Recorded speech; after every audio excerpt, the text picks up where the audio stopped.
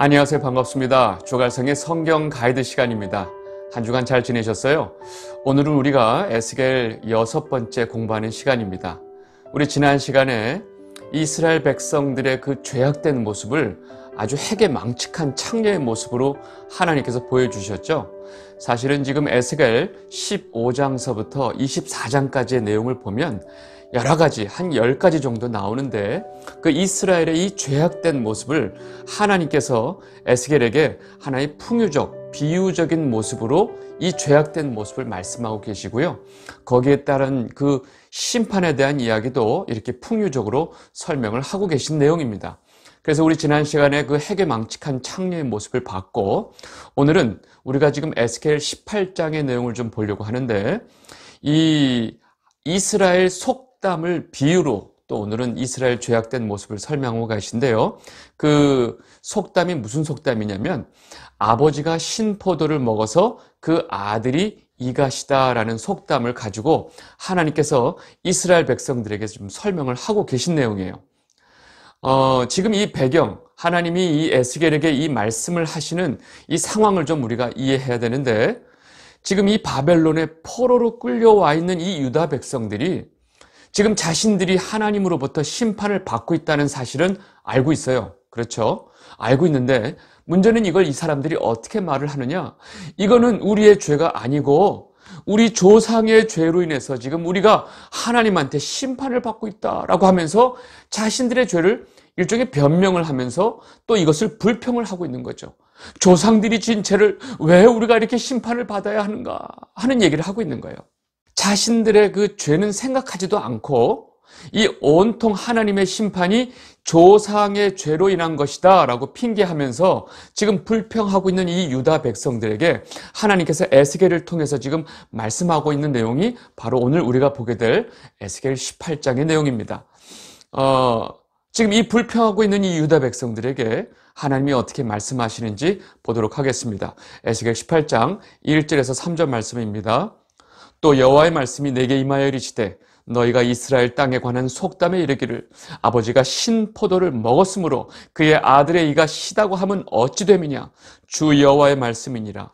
내가 나의 삶을 두고 맹세하노니 너희가 이스라엘 가운데서 다시는 이 속담을 쓰지 못하게 되리라. 지금 말씀 안에서 하나님께서 아주 분명하게 말씀하고 계시죠. 지금 이 유다 백성들이 이 속담을 이용해서 자신들이 겪고 있는 이 모든 심판의 상황은 조상의 죄다라면서 이렇게 이 조상 탓으로 돌리고 있는 이 악한 행위에 대해서 너희들 다시는 그 입에서 그 속담을 말하지 못하게 내가 할 것이다 라고 지금 강하게 말씀하시는 거예요.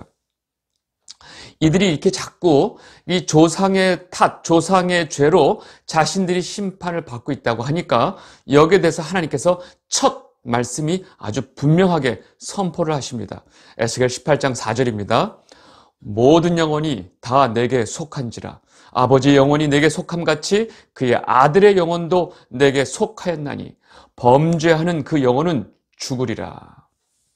지금 하나님께서 아주 분명하게 말씀하고 계시죠. 그 아버지의 영혼도 그 아들의 영혼도 다 내게 속하였다. 그들이 벌을 받는 것은 각각 그 영혼, 그 사람이 지은 죄로 인한 것이다 라고 아주 선명하게 말씀하고 계세요. 문제는 이렇게 말해놓고 나면 또 이해를 못하겠죠. 그래서 하나님께서 아주 구체적으로 이 말씀을 설명을 하시는데 3대에 걸쳐서 이 상황을 예로 설명을 하고 계십니다. 무슨 말씀이냐면 가령 이제 한 사람을 예로 들어서 어떤 한 사람이 있다고 치자. 근데 이 사람이 의롭고 법과 의를 따라 행하고 하나님의 율례와 법도를 지키면서 아주 하나님 보시기에 의인으로 살고 있는 한 사람이 있다. 이 사람은 그렇게 자신이 의인으로 하나님 앞에 살았기 때문에 이 사람은 살 것이다 라고 얘기를 하세요. 에스겔 18장 5절하고 9절 읽겠습니다. 5절 사람이 만일 의로워서 정의와 공의를 따라 행하며 9절 내 율례를 따르며 내 규례를 지켜 진실하게 행할진대 그는 의인이니 반드시 살리라. 주 여호와의 말씀이니라. 지금 첫 번째 한 사람을 얘기했죠. 그러고 나서 하나님께서 가령 이에게 만약에 아들이 있다고 치자. 지금 하나님께 의인으로 인정받고 살게 된 이 사람의 아들이라고 치자. 아들이 있다고 치자. 근데 이 아들이 이 아버지와는 달리 그냥 모든 악을 행하면서 사는 거예요. 그러면 이 사람은 어떻게 될 거냐? 이 아들은 어떻게 될 거냐? 그 자신이 지은 그 악한 죄로 인해서 이 사람은 죽는다라고 얘기하세요. 에스겔 18장 10절에서 13절 말씀입니다. 가령 그가 아들을 낳았다 하자. 그 아들이 이 모든 선은 하나도 행하지 아니하고 그 죄악 중 하나를 범하여 강포하거나 살인하거나 산 위에서 재물을 먹거나 이웃의 아내를 더럽히거나 가난하고 궁핍한 자를 학대하거나 강탈하거나 빚진 자의 저당물을 돌려주지 아니하거나 우상에게 눈을 들거나 가증한 일을 행하거나 별일을 위하여 꾸어주거나 이자를 받거나 할진대 그가 살겠느냐? 결코 살지 못하리니 이 모든 가증한 일을 행하였은즉 반드시 죽을지라. 자기의 피가 자기에게로 돌아가리라. 여러분 지금 아주 분명하게 말씀하고 계세요. 한 의인이 있어요. 그 사람은 너무나 하나님 앞에 아주 의롭게 살았어요. 그런데 이 의인의 아들이 있어요. 근데 이 아들이 아버지가 행하는 의는 행하지 아니하고 온통 악을 행하면서 사는 거예요. 이 악한 아들은 하나님 앞에 심판을 받고 죽을 것이다. 왜? 그 사람이 그 악을 행했기 때문에. 그래서 자신이 지은 죄악으로 인해서 죽는 것인 것을 하나님은 아주 분명하게 말씀하고 계세요. 그 다음에 하나님이 무슨 말씀하고 계시느냐? 자, 이 악인의 또 아들이 있다고 치자. 근데 이 아들이 그 아버지의 악을 보고 두려운 마음이 생겨서 그 악을 따라 행하지 아니하고 그 아비의 악을 행하지 아니하고 하나님의 율례와 규례를 지켜 행하며 사는 의인으로 사는 거예요. 하나님은 이 아들, 그렇죠? 처음에 예를 든 사람의 손자죠. 이 아들은 자신의 의로운 행위로 말미암아 살 것이다 라고 말씀하세요. 에스겔 18장 14절, 17절, 18절 읽겠습니다. 또 가령 그가 아들을 낳았다 하자. 그 아들이 그 아버지가 행한 모든 죄를 보고 두려워하여 그대로 행하지 아니하고 손을 금하여 가난한 자를 압제하지 아니하며 별리나 이자를 받지 아니하여 내 규례를 지키며 내 율례를 행할진대 이 사람은 그의 아버지의 죄악으로 죽지 아니하고 반드시 살겠고 그의 아버지는 심히 포악하여 그 동족을 강탈하고 백성들 중에서 선을 행하지 아니하였으므로 그는 그의 죄악으로 죽으리라. 여러분 지금 하나님께서 가령 예를 들어서 이 3대에 걸쳐서 예를 들어서 아주 자세히 설명해 주셨죠. 지금 하나님께서 에스겔을 통해서 유다 백성에게 하시는 말씀의 그 포인트가 너무나 분명하죠. 뭐예요?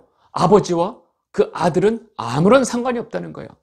아버지가 의인이라고 해서 그 아들이 그 의를 받는 것도 아니고 아버지가 악인이라고 해서 그 악을 그 아들이 받는 게 아니라는 것을 아주 분명하게 말씀하고 계신 거예요. 그 자신이 지은 죄로 인해서 자신의 죄로 인해서 죽는 거지 결코 그 부모의 죄가 부모의 죄악이 자식에게 전달되거나 전가되지 않는다는 것을 아주 분명하게 말씀하고 계신 거예요. 여러분 여기서 우리가 분명히 알아야 될 게 있어요. 아버지가 아무리 의롭고 하나님 앞에 인정받은 그 의인이라 할지라도 그것이 아들과 아무 상관이 없다는 말씀이에요. 에스겔 18장 19절에서 20절 말씀입니다. 그런데 너희는 이르기를 아들이 어찌 아버지의 죄를 담당하지 아니하겠느냐 하는도다. 아들이 정의와 공의를 행하며 내 모든 율례를 지켜 행하였으면 그는 반드시 살려니와 범죄하는 그 영혼은 죽을지라. 아들은 아버지의 죄악을 담당하지 아니할 것이요 아버지는 아들의 죄악을 담당하지 아니하리니 의인의 공의도 자기에게로 돌아가고 악인의 악도 자기에게로 돌아가리라. 아멘. 여러분이 하나님께서 말씀하시는 이 분명한 내용을 여러분 분명히 아셔야 돼요. 그 신앙과 죄악이 부모와 자식 간에 절대로 전가되거나 연결되지 않는다는 얘기입니다. 여러분 여기서 우리는 분명히 알아야 될 게 있습니다. 우리가 정말로 성도로서 분명히 알아야 될 게 있어요. 여러분 잘 생각해 보세요. 우리 모태신앙이란 말 많이 하죠. 네, 여러분 누구한테 제가 모태신앙이거든요. 굉장히 자랑스럽게 말씀하시는 분이 있어요. 여러분 그 말이 언제 어디서 누구에 의해서 생겨났는지 모르지만 확실한 것은 한국에 있는 많은 성도 신앙인들 사이에 이 모태신앙이란 말이 굉장히 많이 사용되고 있다는 사실입니다. 여러분, 그 모태신앙이란 말 잘 보세요. 이미 모태 엄마의 뱃속에서부터 신앙을 갖고 있다는 말이에요. 그죠? 여러분, 그게 말이 돼요? 그 아기가 엄마의 신앙으로 인해서 뱃속에서부터 신앙을 갖게 되는 거 말이 돼요? 말이 안 되죠. 네. 여러분, 더 정확하게 말하면 여러분들은 하나님의 백성으로 이미 창세전에 하나님에 의해서 예정되고 택하심을 받은 거지, 여러분의 엄마가 신앙을 가지고 있는 그 모태에 있어서 신앙을 갖는 게 아니란 말이죠. 여러분, 이 모태신앙이란 말은 아주 허탄한 거예요. 여러분, 모태신앙이 뭘 보장할 수 있죠? 아무것도 없어요. 근데 왜 우리는 자꾸 모태신앙입니다 이런 말을 하죠? 여러분, 그 모태신앙이란 말은 성경 어디에도 근거가 없어요. 지금 하나님께서 분명하게 말씀하셨죠. 그 의인의 의는 오로지 자기 의다. 자기에게 의로움이 돌아가지 그것으로 인해서 누구에게 전가되는 것이 아니다. 반대로 악은 오로지 그 악으로 인해서 자기가 죽는다. 그 악이, 그 죄를 지은 악인의 그 악이 자식에게 전가되지 않는다라고 지금 분명하게 말씀하시는 거예요. 여러분, 사무엘이 그렇게 신앙이 없고 의가 아니라서 그 아들이 뇌물 받고 그 판결을 하나요? 다윗이 하나님 앞에 의인이 아니라서 그 아들 암논을 보세요. 압살롬을 보세요. 아도니아 보세요. 그런 아들들이 나오나요? 여러분, 우리의 신앙이 마치 엄마의 뱃속에서부터 시작되었다고 하는 그런 모태신앙이란 말은 여러분 이제 안 하셨으면 좋겠어요. 네. 그리고 여러분, 제가 이렇게 말을 할 때 혹시나 오해할까봐 덧붙여 드리고 있는데, 그럼 부모가 자녀에게 신앙교육하거나 말씀교육하는 거 필요 없다는 얘기인가요? 자녀를 위해서 기도하는 거 다 필요 없다는 얘기인가요? 아니죠. 해야죠. 여러분, 부모의 가장 큰 역할이 그 자녀, 하나님이 맡기신 그 영혼에게 하나님 말씀을 가르치고 하나님의 백성답게 살도록 가르치는 것이 부모의 제일 중요한 역할인데요. 무슨 말씀하세요? 그런데 우리가 내가 신앙이 있다고 해서 그 신앙이 그대로 내 신앙이 전달되는 게 아니란 말이죠. 마치 성도와 성도 사이에 내가 하나님의 복음을 전하는 것처럼 자식에게 전해야 될 책임이 있다는 거죠. 이해하셨죠? 예, 이거와 그걸 두 개를 엉키지 마세요. 부모의 죄와 자녀의 죄가 상관없듯이 부모의 의로움과 자녀가 아무런 상관이 없다는 말을 지금 굉장히 포인트를 두고 말씀하고 계신 거예요. 자, 그렇다면 우리가 또 이야기해야 될 게 있어요. 모태신앙도 문제지만 더 심각한 문제가 있어요. 바로 뭐냐면 가계의 저주를 끊어라 하는 말을 여러분 들어보셨을 거예요. 여러분, 이거 가계의 저주를 주장하는 사람들은 이미 이 한국에 있는 많은 그 정통 교단들이 이건 이단이다라고 이미 다 정죄를 했습니다. 예, 이단이라고 다 발표했어요. 끝났어요. 그런데도 아직까지 뭔가 일이 안 되고 자꾸 병들고 실패하고 반복되고 그냥 나는 왜 이러지 하고 있는데, 딱 이런 사람들에게 와서 당신이 왜 그렇게 문제가 되는지 아십니까? 당신이 왜 그 하는 일마다 다 실패하는지 아십니까? 바로 당신 집안에 흘러내려오고 있는 저주가 있기 때문입니다. 그래서 이거 얘기하는 게 무당이 아니고요. 목사님이 당신 안에 있는 이 가계 저주를 끊어야 합니다. 집안에 악한 영의 기운이 흐르고 있군요. 이 가게에 내려오고 있는 그 저주의 영, 집안 안에 있는 이 가난의 영, 저 나쁜 그 귀신의 영들을 다 쫓아내야 됩니다.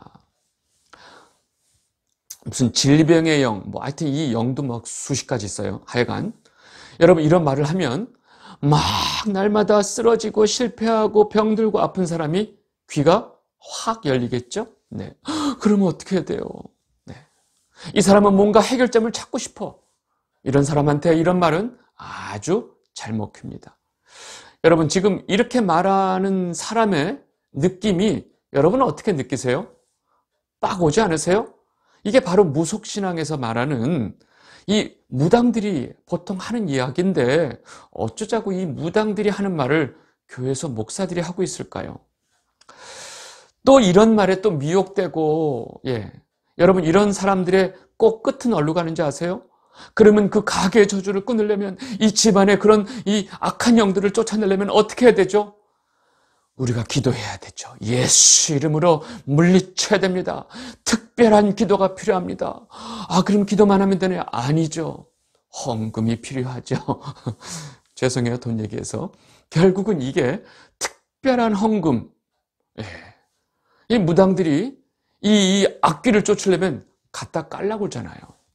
똑같은 얘기를 하는 거예요. 여러분은 어떻게 이것이 결국은 돈으로 귀결되죠? 여러분, 이 가계 저주로는 아까도 말씀드렸지만 정통교단에서 이미 이단으로 판명이 됐지만 그런 얘기를 다른 말로 바꿔서 비스무리하게 귀신을 쫓아야 된다. 집안의 악한 영을 쫓아야 된다. 이런 얘기하면서 사람들을 이렇게 미혹하는 사람들이 있어요. 누가요?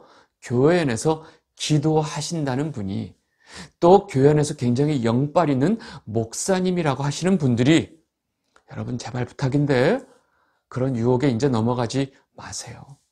이 영상을 보고 계신 주갈성 성도 여러분, 여러분 이제 모태신앙이란 말 하지 마세요. 그리고 집안에 흘러내려오는 무슨 악한 기운이라든지 가게 안에 무슨 저주가 흐른다든지 이런 말 입에 담지도 마시기 바랍니다. 왜요? 지금 하나님이 지금 분명하게 에스겔서를 통해서 말씀하고 계시잖아요. 우리 모든 한 영혼이 다 하나님 아버지께 속해 있다는 사실을 여러분 이 시간 분명히 깨닫길 바랍니다. 그리고 우리의 영적인 아버지는 바로 하나님 아버지세요. 아셨죠? 여기서 중요한 사실이 있습니다. 하나님께서 지금 에스겔을 통해서 이 사실을 설명하고 계실 때 지금 예를 들었죠. 근데 3대를 가지고 설명을 했죠. 어떤 사람이 있는데 의인이었고 그의 아들이 있는데 악인이었고 또 그의 아들이 있는데 의인이었다. 이렇게 3대를 가지고 설명하신 이유가 있어요. 왜 이렇게 설명하셨을까요? 왜냐하면 지금 유다 백성들 자신들이 받는 심판은 조상의 죄로 인한 것이다 라고 이렇게 주장하고 그것을 핑계대고 이거 가지고 불평하는 사람들이 항상 무슨 말을 하느냐, 성경에 하나님이 말씀하셨잖아요 하면서 무슨 얘기하느냐, 출애굽기 20장 5절을 가지고 들먹입니다. 출애굽기 20장 5절입니다. 그것들에게 절하지 말며 그것들을 섬기지 말라. 나 내 하나님 여호와는 질투하는 하나님인즉 나를 미워하는 자의 죄를 갚되 아버지로부터 아들에게까지 3, 4대까지 이르게 하거니와. 여러분 이 말씀 너무 잘 아시죠? 어떻게 생각하세요? 그러네.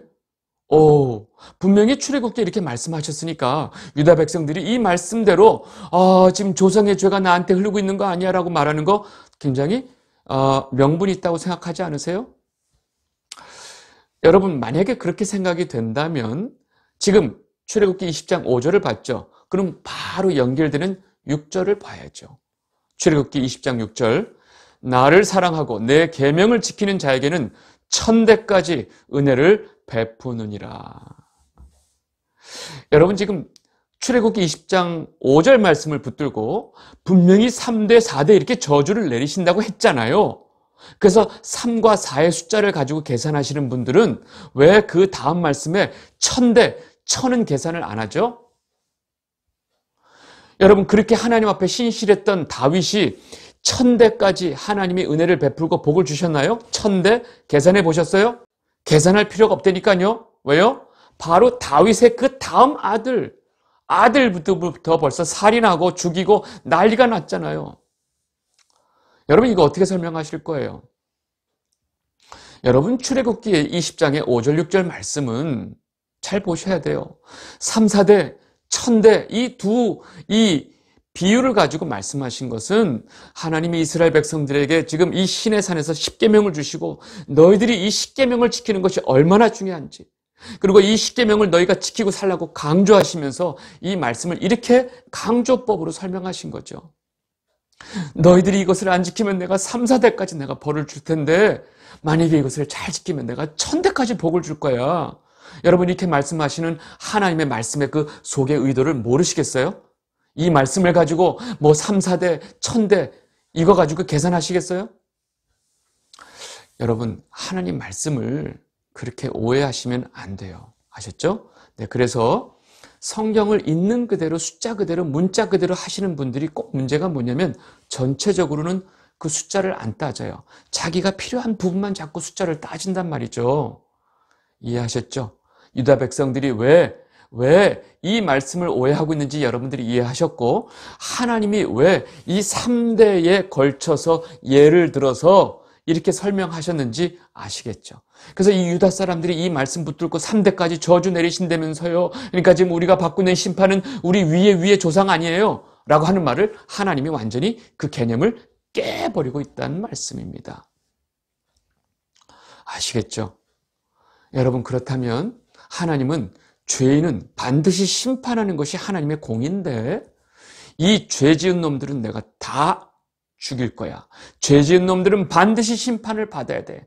그래야 내 의가 의로워지니까. 뭐 이러면서 죄인이 죽는 것을 기뻐하시겠어요? 아니에요. 에스겔 18장 21절 23절 보겠습니다. 그러나 악인이 만일 그가 행한 모든 죄에서 돌이켜 떠나 내 모든 율례를 지키고 정의와 공의를 행하면 반드시 살고 죽지 아니하리라. 그 범죄한 것이 하나도 기억됨이 되지 아니하리니 그가 행한 공의로 살리라. 주 여호와의 말씀이니라. 내가 어찌 악인이 죽는 것을 조금인들 기뻐하랴. 그가 돌이켜 그 길에서 떠나 사는 것을 어찌 기뻐하지 아니하겠느냐. 여러분, 지금 하나님의 마음을 아시겠어요? 하나님이 그 악인에 대한 마음이 어떤지 아시겠어요? 저 악인은 반드시 내가 죽일 거야 라는 게 하나님 마음이 아니라는 거 아시겠어요? 하나님께서는 죄를 지은 악인들이 죽는 모습을 기뻐하시는 분이 아니고, 어떻게든 이 죄인이 회개하고 돌아오는 것을 기뻐하시는 분이에요. 아직도 하나님 마음이 이런 걸 여러분이 만약에 모르신다면 여러분은 아직 하나님에 대해서 아무것도 모르고 있다는 거예요. 여기서 분명히 하나님께서 나한테 돌이키긴 하는데 저런 죄를 진 애들은 내가 도저히 안 돼 하면서 무슨 죄인에 대한 조건을 두셨나요? 없어요. 하나님 앞에 죄인들은 다 똑같아요. 근데 우리는 가끔 아니 저런 악한 죄는 아니야. 아무리 돌이켜도 저런 거는 죽여야 돼. 여러분, 하나님이 조건을 두시지 않으셨는데 우리가 함부로 조건을 만들면 안 된다는 얘기죠. 어떤 죄인도 하나님 앞에 돌아오고 회개하면 하나님께서는 그 죄를 기억지 아니하시고 살려주신다고 말씀하셨다는 사실을 여러분 꼭 기억하시기 바랍니다.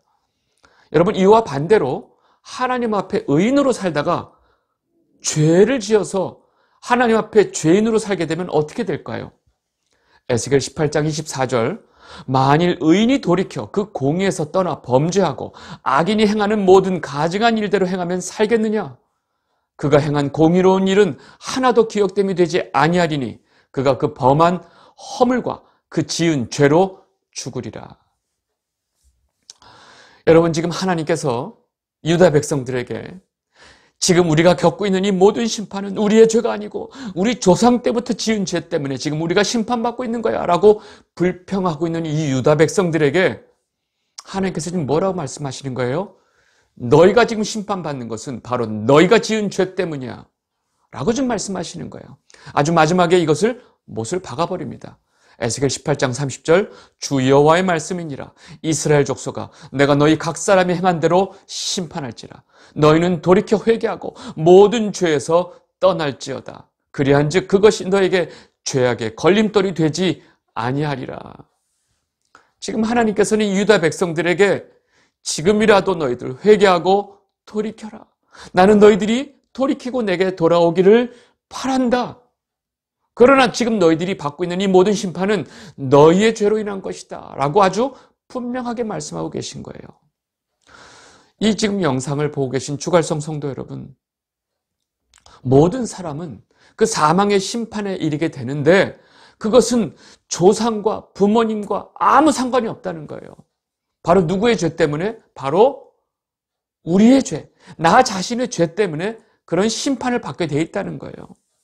여러분, 우리 자신의 죄로 인해서 지금 우리는 심판에 가게 돼 있고 사망으로 가게 돼 있는데 그런 우리를 살려내시기 위해서 하나님께서 우리에게 예수 그리스도를 보내주신 거예요. 예수님이 지금 십자가에 못 박히신 이유는 바로 우리의 죄 때문이란 사실을 알아야 됩니다. 그리고 지금 우리가 예수 그리스도를 믿고 하나님의 백성으로 성도로 구속의 은혜를 받고 있는 것은 우리 부모님의 신앙으로 인한 것이 아니란 얘기예요. 더 엄밀히 말하면 창세전에 하나님의 은혜로 인한 것이라는 것을 여러분 분명히 아셔야 돼요.